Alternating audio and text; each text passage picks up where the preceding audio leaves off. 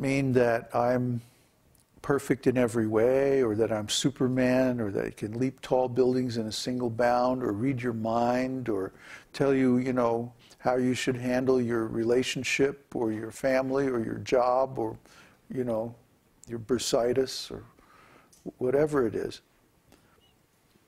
I'm here to instruct and inspire as many people as I can to follow Śrīla Prabhupāda, to read his books, to put his instructions into practice, to advance in devotional service and actually attain Krishna consciousness.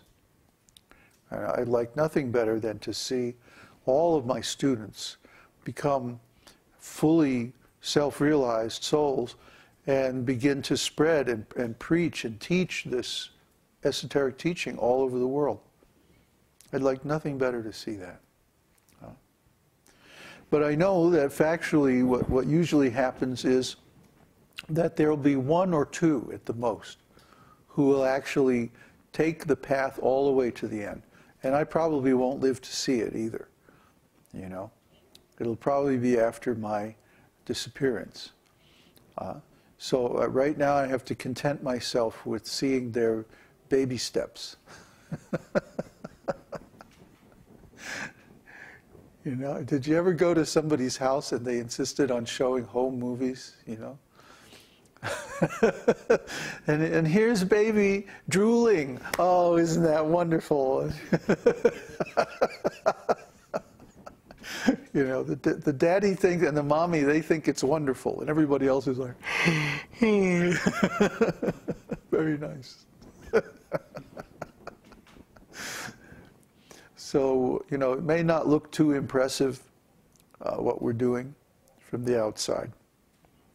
But from the inside, it's very satisfying. It's very fulfilling.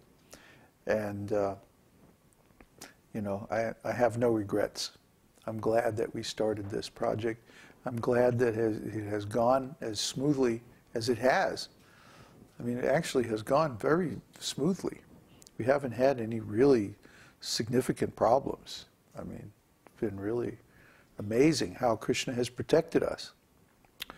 So, but I guess when you have as many people together who all have Arishtabhanga yoga in their chart, you know, that things do tend to go smoothly.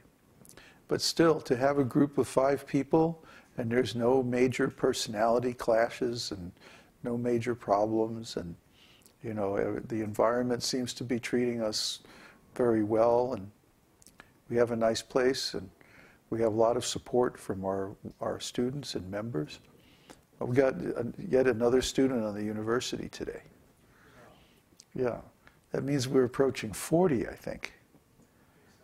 Yeah, so you know, things are going. Not maybe as fast as we would like, but they're going.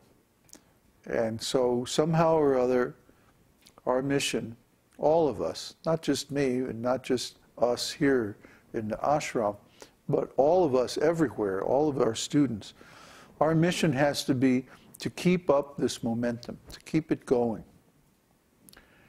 You know, I know you've heard me say it a million times, times are going to get hard. You know, right now we're in the midst of a breather. The pressure has eased off just a little bit. We're still at a very high rate of change.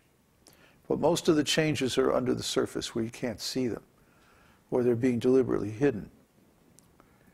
But there'll come a time very soon, maybe as soon as September or October, when there's going to be another big wave of change. So be ready for that. And make up your mind right now that you're not going to let this deviate you from your devotional service. Because whether the stock market is going up or going down or going sideways or, you know, in circles or whatever, you still have to get up in the morning and chant your mantra. You still have to offer prasadam to Krishna before you eat. You still have well, yeah, an obligation to help spread this to others Don came up with a good idea the other day of just printing up little cards and putting them in stores and stuff like that. I made a file with some different slogans and stuff. So, you know, it's very easy to start preaching. You know, but the best people, the very best people to preach to are, guess what? The other people on the website. Because they have already shown an interest. By signing up for the community, they've shown that they really want contact with devotees and they want to learn this stuff. So the best thing you can do is when you see somebody new sign up, drop them a line. Offer to, you know, call them on Skype and hang out with them for a while. You know, there's so many people now that there's too many for us to handle individually.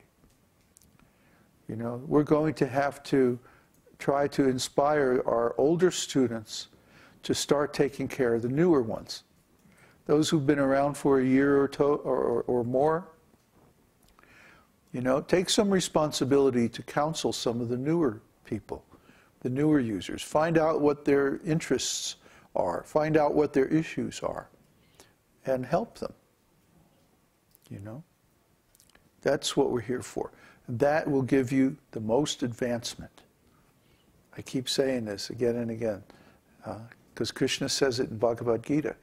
He says the devotee who reveals the secrets of this path to the younger devotees, right? There aren't any more dear devotees than this one. And there will never be any more dear. So you can't be a more dear devotee to Krishna than if you preach and teach others. Just repeat what's in the Shastra. Just repeat what's in Prabhupada's books. It's not difficult. It just takes a little intelligence, a little time. And a desire to help others. The more we desire to help the other devotees, the more Krishna is pleased. He likes that attitude. Not that, oh, I'm going to get this Krishna consciousness and I'm going to keep it all for myself. Come on, there's more Krishna to go around than we need.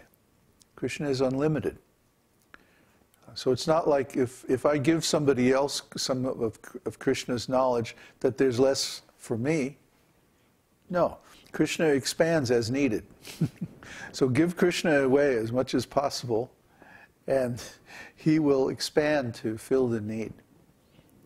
He can do that very easily, effortlessly. So the more you give Krishna to people, the more Krishna will give himself to you. And this is the secret. Just today we were talking on the website about this idea of crying to get Krishna to come. And, you know, this is kind of, to me, this is like a childish idea. I hear it from so many devotees. I hear it, and especially in India, you'll hear it from the Babajis and the, you know, the people who are supposed to be advanced. They say, you have to cry for Krishna. Well, you know, this is like manipulation. This is like, I'm going to cry and I'm going to get Krishna to appear. You know, what's the difference between that mentality and a 3-year-old who's throwing a temper tantrum, you know, and crying to get their parents to give them some toy or something? Really, I mean, emotionally, what's the difference? You know, we're trying to solve our problems. We're trying to get Krishna to do what we want him to do. See, what's behind the crying? What's the reason for the crying? What's the motivation? What's the intention? What's the consciousness behind this crying business?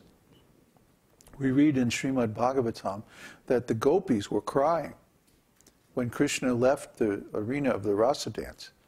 Do you think they were crying because they were sad? Do you think they were crying to try to get Krishna to appear? No. No. They were crying because they had failed to please Krishna.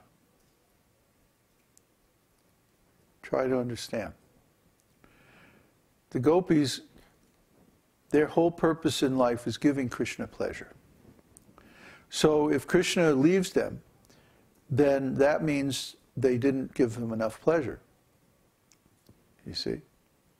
And this is why they were crying, not because that they felt bereft. That would be a very selfish reason to cry. Oh, Krishna left me. Now, boo-hoo. That's really immature. That's really selfish. That's really a low level of devotional service. I want Krishna to appear to me. No, no, no.